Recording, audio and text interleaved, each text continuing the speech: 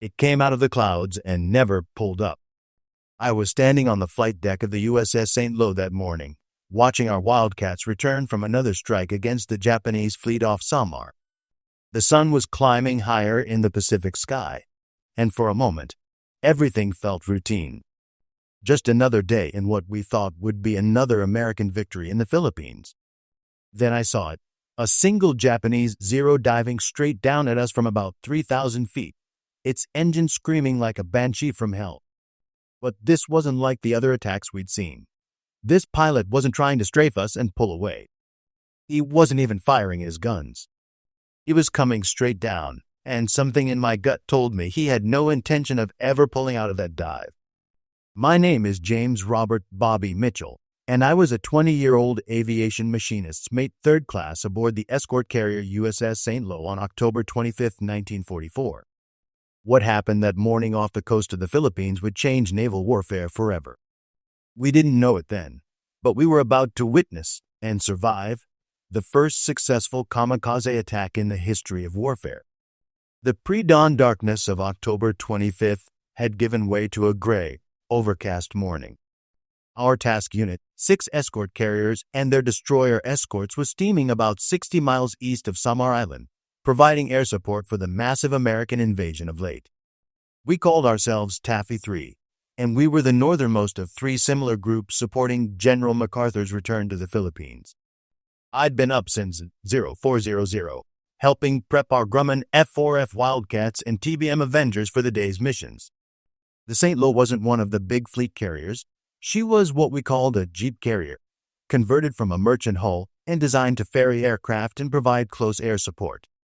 At 512 feet long and displacing just over 10,000 tons, she was tiny compared to the Essex-class fleet carriers. But she was ours, and she was doing her job. Mitchell, Chief Petty Officer Davis, called out as I finished checking the oil pressure on a Wildcat's engine.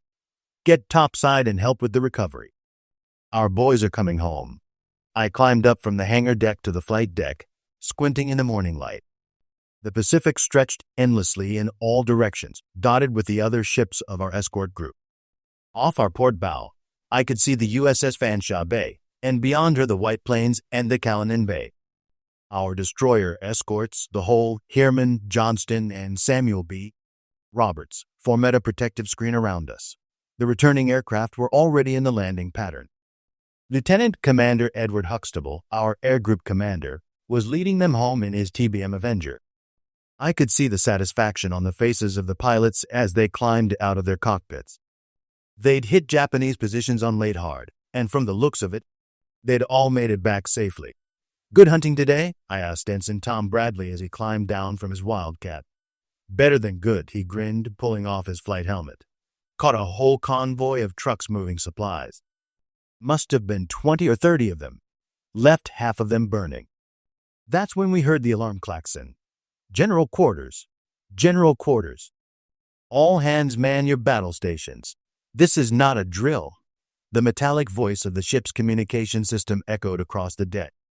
Almost immediately, we could hear the deeper thrumming of ship's engines as the St. Lo began to pick up speed. "What the hell?" Bradley muttered, looking around in confusion. Then we saw them. On the southern horizon, the unmistakable silhouettes of Japanese warships were emerging from a rain squall. Even at this distance, I could make out the distinctive pagoda-like superstructures of Japanese battleships and heavy cruisers. Someone whispered behind me, "That's the whole Japanese fleet." What we were looking at was Admiral Kurita's powerful center force, 4 battleships including the massive Yamato and Musashi, 6 heavy cruisers, 2 light cruisers, and 11 destroyers. They had somehow slipped through San Bernardino Strait during the night and caught us completely by surprise.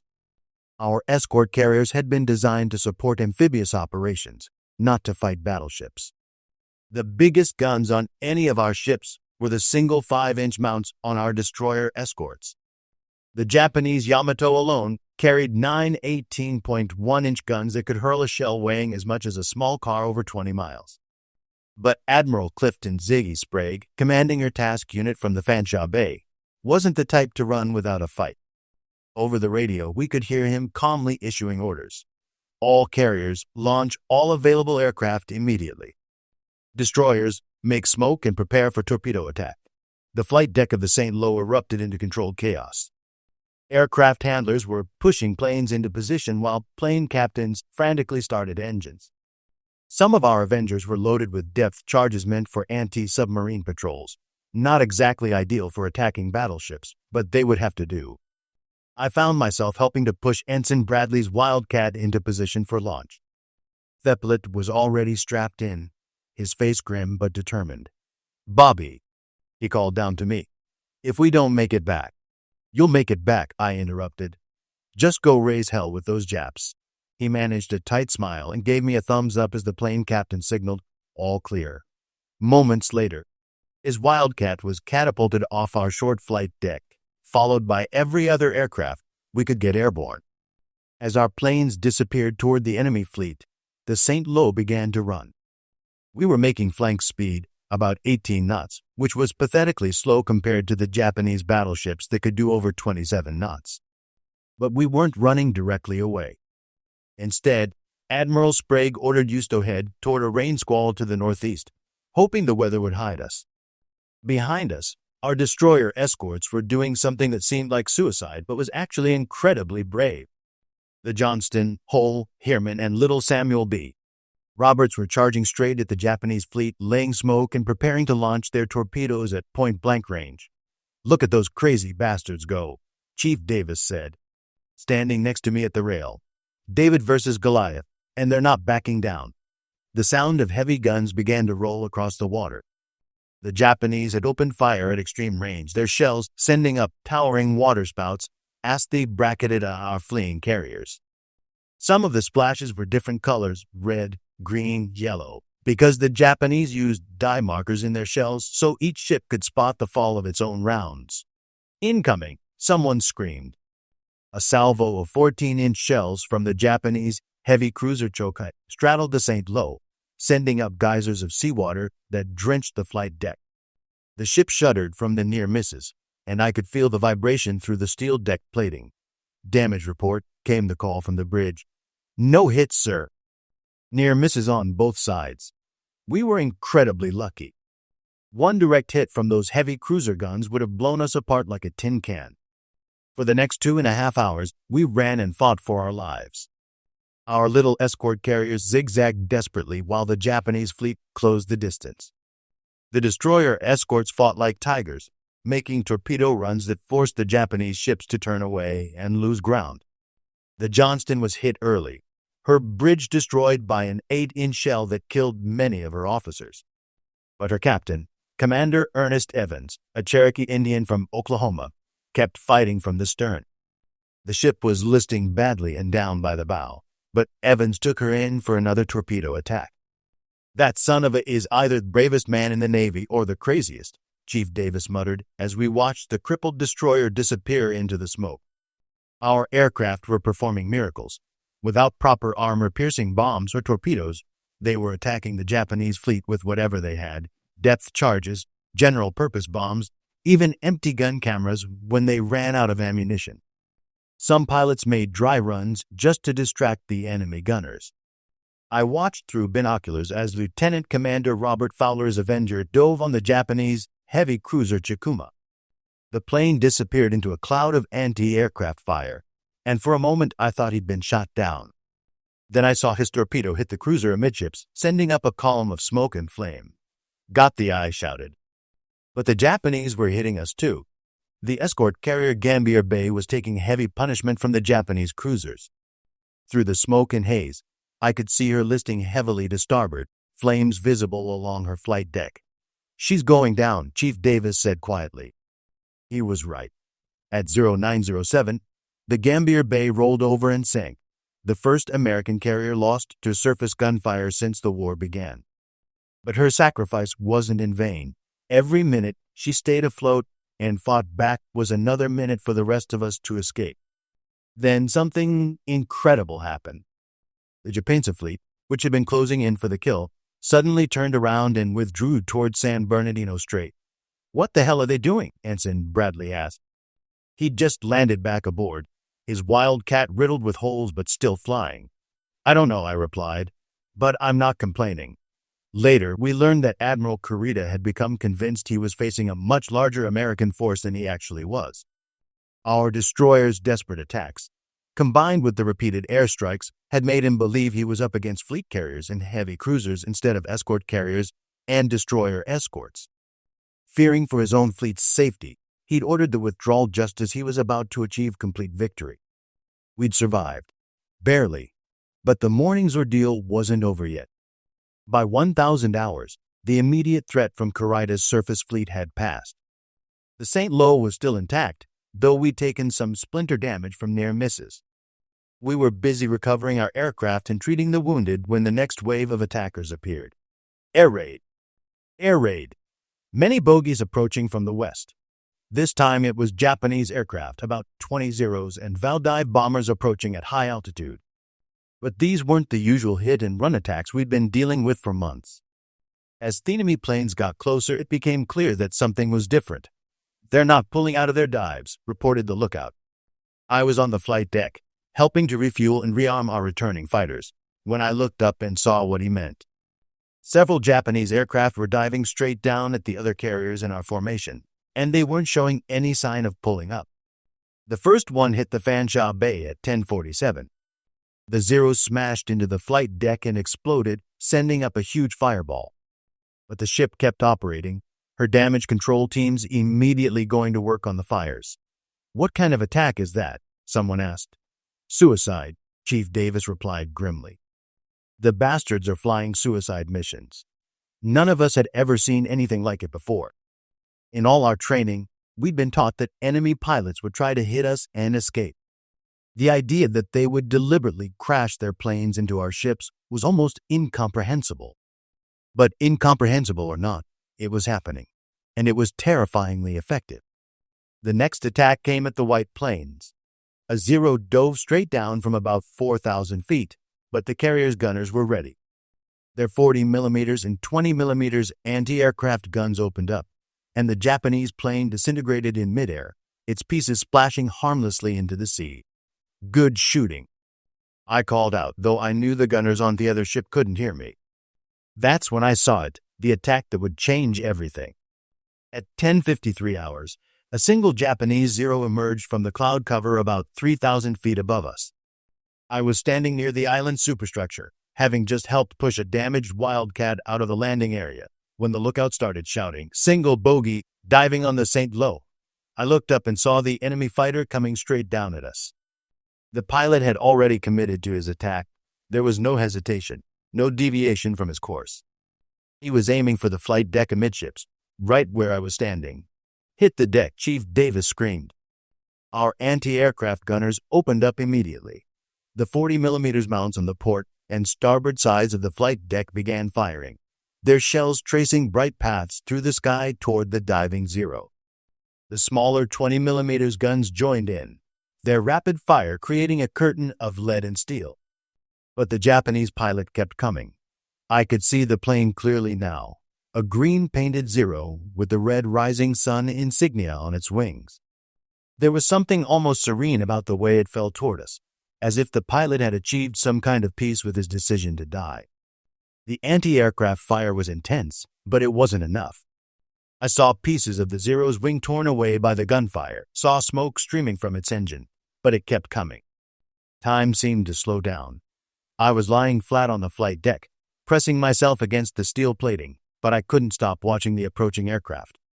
In those final seconds, I found myself wondering about the pilot. How old was he? Did he have a family? What had convinced him that dying like this was worth it? The Zero hit the flight deck at 10:53 hours, about 50 feet aft of the forward elevator. The impact was tremendous, not just the physical crash, but the psychological shock of seeing an enemy pilot deliberately sacrifice his life to try to kill us. The plane's fuel and ammunition exploded on impact, sending up a column of fire and smoke. But that wasn't the worst part. The Zero had been carrying a 250-kilogram bomb, and when that detonated, it punched a hole through the flight deck and into the hangar bay below. The St. Lo shuddered like a wounded animal.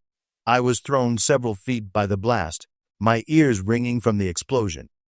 Around me, men were screaming, some from pain, others from shock at what they'd just witnessed. Fire in the hangar bay! Someone was shouting. Fire in the hangar bay! I staggered to my feet, tasting blood where I'd bitten my tongue. The flight deck was a scene of controlled chaos. Damage control parties were already running toward the point of impact with hoses and foam, while corpsmen moved among the wounded. But something was wrong. I could feel it through the deck plating, a deep, rumbling vibration that seemed to be getting stronger. Secondary explosions in the hangar bay. Came the report from below. We've got aviation fuel and ordnance cooking off down here. That's when I realized how serious this was. The Zero's bomb hadn't just made a hole in the flight deck. It had ignited a chain reaction among the aircraft and fuel stored in the hangar bay below. The next few minutes were the longest of my life. The St. Lo was racked by a series of internal explosions as the fire spread through the hangar bay. Each blast shook the ship from stem to stern, and I could see the flight deck beginning to buckle and warp from the heat below. All hands, this is the captain, came the announcement over the ship's communication system. Captain Francis McKenna's voice was calm, but I could hear the strain underneath. Prepare to abandon ship. This is not a drill. All hands prepare to abandon ship. I couldn't believe what I was hearing. 30 minutes ago, we'd survived a battle with the most powerful battleships in the Japanese fleet. Now a single enemy aircraft, one plane, was killing our ship. The flight deck was becoming gunneable. More explosions from below were sending jets of flame and smoke up through the holes in the steel plating. The island superstructure was beginning to list as the ship lost stability. Mitchell, Chief Davis, grabbed my arm. Help me get these wounded men to the life rafts. We worked frantically to move the injured sailors to the port side of the ship, where the life rafts were being deployed. Some of the men were badly burned from the initial explosion. Others were suffering from blast injuries, ruptured eardrums, concussions, broken bones from being thrown around by the explosions. Seaman First Class Johnny Ramirez from San Antonio had taken shrapnel in his left leg, but he was still trying to help others. Come on, Bobby, he said through gritted teeth. Let's get Kowalski to the rafts. Petty Officer Third Class Mike Kowalski from Detroit was unconscious, blood streaming from a head wound. Between the three of us, we managed to carry him to where the life rafts were being lowered into the water. The ship was listing heavily to starboard now, and I could see that we didn't have much time. More explosions were rocking the St. Lo, each one worse than the last. The aviation fuel and ammunition stored in the hangar bay were creating a chain reaction that was literally tearing the ship apart from the inside. Go! Go, go, Chief Davis was shouting. Get in the rafts and get clear of the ship. I helped lower Kowalski into one of the life rafts, then climbed down myself. As we pushed away from the dying carrier, I looked back at what had been my home for the past 8 months. The St. Lo was a mass of flames from her island superstructure aft to her stern. The flight deck was buckled and twisted, and I could see the red glow of fires burning in her hull. Black smoke was pouring from every opening, creating a dark column that rose thousands of feet into the sky. At 11:25 hours, just 32 minutes after the Kamikaze hit, the USS St. Lo exploded. The explosion was unlike anything I'd ever experienced. It wasn't just loud. It was a physical force that seemed to compress the air around us and then release it in a massive shockwave that I could feel in my chest. The St. Lo simply disintegrated. One moment, she was a burning but recognizable ship, and the next she was an expanding ball of fire and debris that rose hundreds of feet into the air. Pieces of the flight deck, chunks of the island superstructure, aircraft parts, and God knows what else were hurled in every direction. Holy Mother of God, someone whispered in our life raft. We were about 500 yards away from the ship when she blew up, and even at that distance we could feel the heat on our faces. Debris began splashing into the water around us, some pieces no bigger than a fist, others the size of automobiles. A section of flight deck plating, twisted and blackened, splashed into the water just 20 feet from our raft. If it had hit us, it would have killed every man aboard. Row, Chief Davis commanded. Get us further away from the debris field. We paddled frantically, trying to put more distance between ourselves and the expanding circle of wreckage. Behind us, the St. Lo was gone. Where she had been, There was nothing but burning oil on the surface of the Pacific and pieces of metal slowly sinking into the depths. The entire ship, 10,200 tons of steel, 900 men, and dozens of aircraft, had been destroyed by a single Japanese pilot and his 250-kilogram bomb. It was the first successful kamikaze attack in history, and it had taken less than an hour from start to finish. We spent the next 4 hours in the life rafts, waiting for rescue while watching the other ships in our task unit deal with more kamikaze attacks. The Japanese suicide pilots hit the Kellenin Bay, causing significant damage but not sinking her. The Kitkin Bay was also attacked but survived. In our raft, we did what we could for the wounded.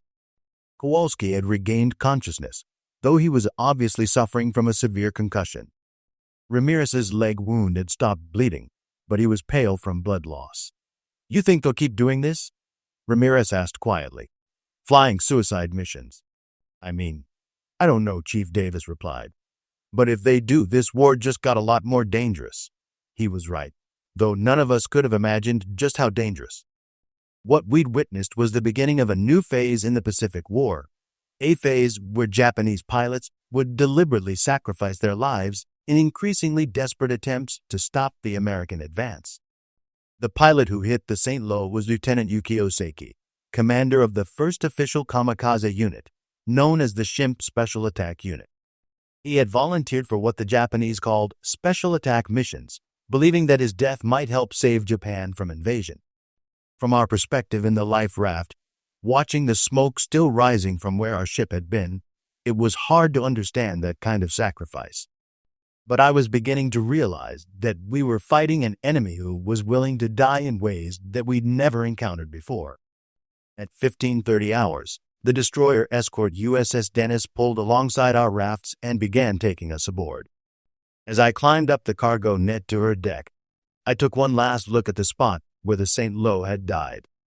There was nothing left but an oil slick and scattered debris. One of the most modern ships in the U.S. Navy had been reduced to scrap metal and memories in the space of half an hour. Of the 889 officers and men aboard the USS St. Lo that morning, 113 were killed or missing, and another 30 were wounded.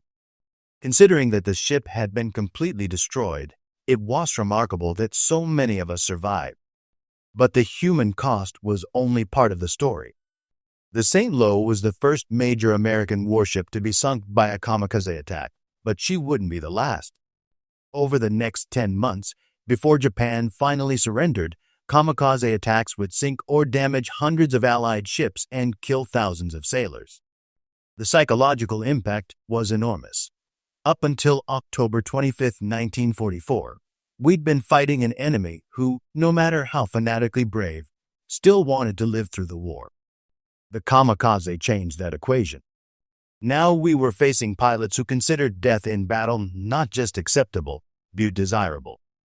As we were transferred to the hospital ship USS Bountiful for medical treatment, I found myself thinking about Lieutenant Seki, the pilot who had destroyed my ship. Intelligence reports later revealed that he was 23 years old, just 3 years older than me. He'd been married for barely a year and had never seen his infant daughter. Yet he'd chosen to die, believing that his sacrifice might somehow help his country. I couldn't understand it then, and I'm not sure I understand it now. But I'd witnessed it, and I knew that the war in the Pacific had entered a new and more terrible phase.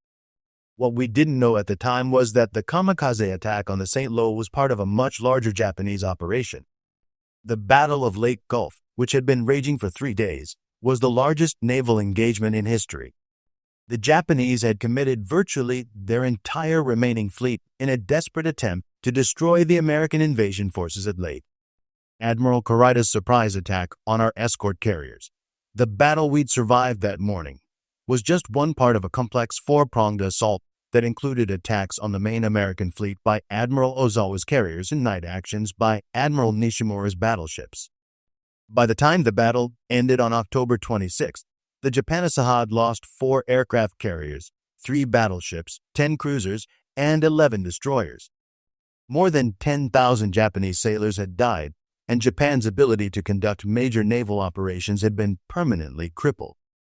The Americans had lost the escort carrier Gambier Bay, the destroyers Hull and Johnston, the destroyer escort Samuel B. Roberts, and the St Lo. Our casualties were about 2,800 killed and wounded, terrible losses, but a fraction of what the Japanese had suffered. In the larger context of the war, the Battle of Leyte Gulf was a decisive American victory that opened the door to the eventual invasion of Japan itself. But for those of us who lived through it, the introduction of kamikaze tactics overshadowed even that strategic triumph. We'd won the battle, but we'd also seen the face of an enemy desperation that was unlike anything we'd encountered before.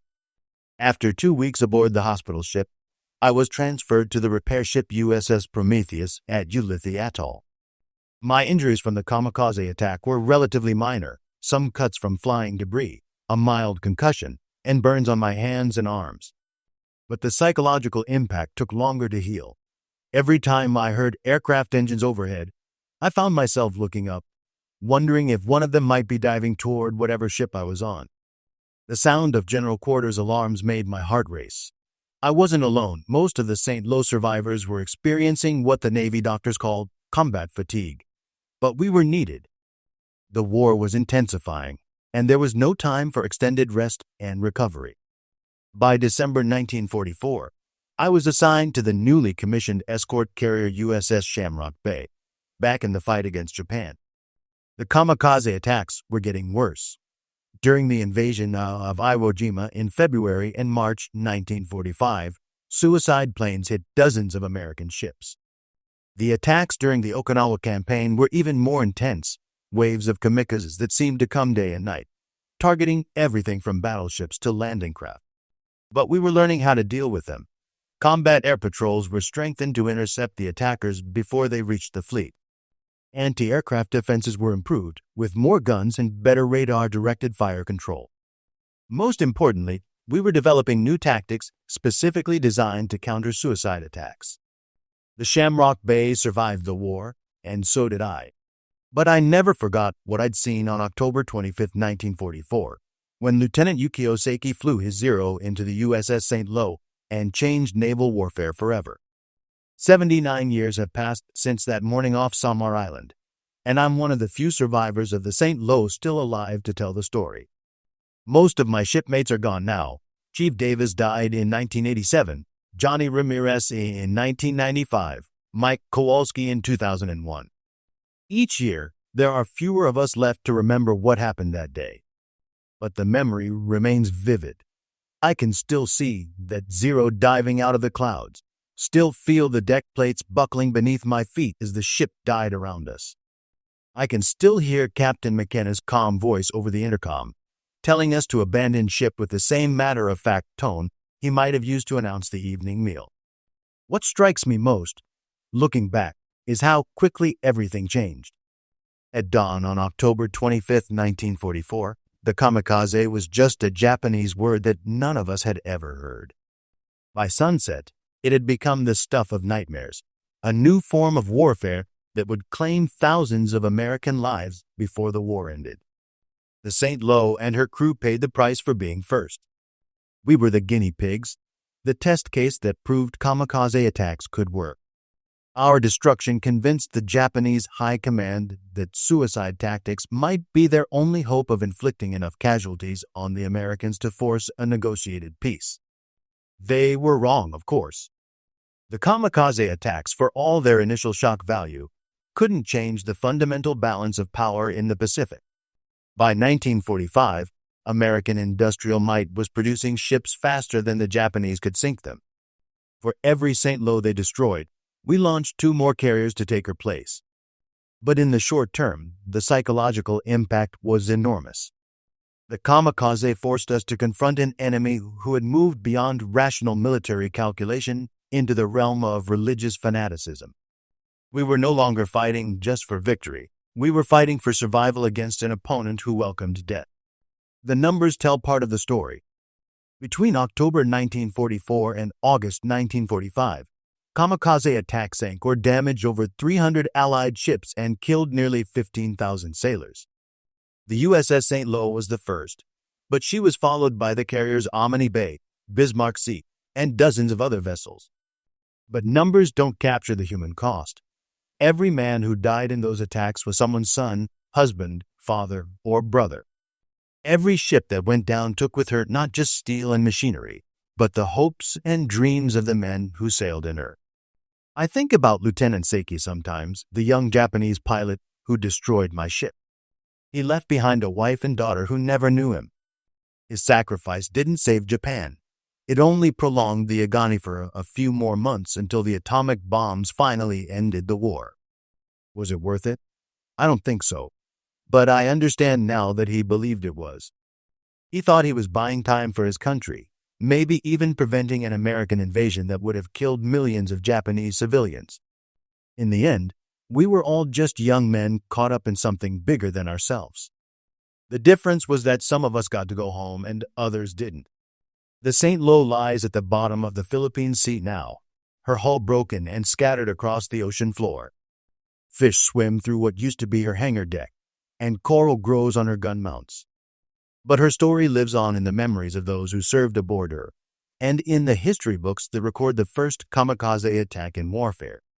She was a small ship by the standards of the war, not one of the famous fleet carriers that get the headlines in the history books. But she and her crew played their part in the greatest naval conflict in human history. We helped win the war, even though it cost us our ship and too many good men. That's what I want people to remember about the USS St. Lo, not just that she was the first ship sunk by a kamikaze, but that she and her crew fought with courage and honor in humanity's darkest hours. We did our duty, paid the price, and helped secure the victory that ended the most destructive war in history. The kamikaze may have sunk our ship, but they didn't break our spirit. We came back stronger, fought harder, and in the end, we won. That's the American way, and that's what the boys who died aboard the St. Lo would have wanted to be remembered for. Freedom isn't free. It never has been, and it never will be. Sometimes the price is a ship and the men who serve in her. Sometimes it's young pilots flying into certain death because they believe it's the right thing to do. Both sides paid that price in the Pacific War, but in the end, it was worth it. The world is a better place because a tyranny was defeated, because freedom survived, and because young men like us were willing to sail into harm's way when our country needed us. That's the real story of the USS St. Lo and the first kamikaze attack. It's not just about one ship or one battle. It's about the price of freedom and the courage of ordinary people in extraordinary times. I was there. I saw it happen. And I'll never forget. James Robert Bobby Mitchell served in the U.S. Navy from 1943 to 1946, earning the Purple Heart for wounds received during the kamikaze attack on USS St. Lo. After the war, he returned to his hometown of Cedar Rapids, Iowa, where he worked as an aircraft mechanic and raised a family. He passed away in 2019 at the age of 95, one of the last survivors of the first kamikaze attack in history.